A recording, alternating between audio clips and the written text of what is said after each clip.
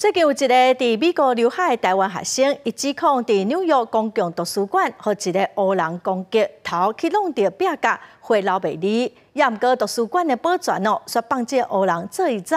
台湾学生嘛向外交部申诉，也毋过只接到一通律师的电话。这个台湾学生是表示讲，伊会对图书馆提出告诉。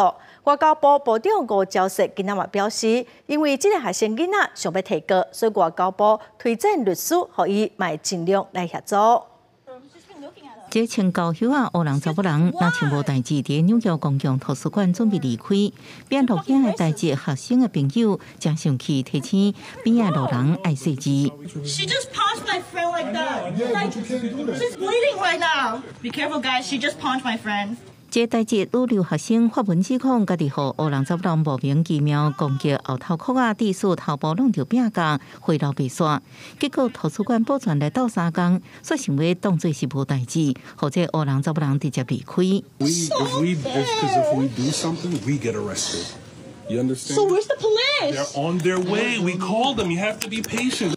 无在女学生联络外交部的女外个人急难救助电话，结果只得到一位移民律师的电话，互伊真失望。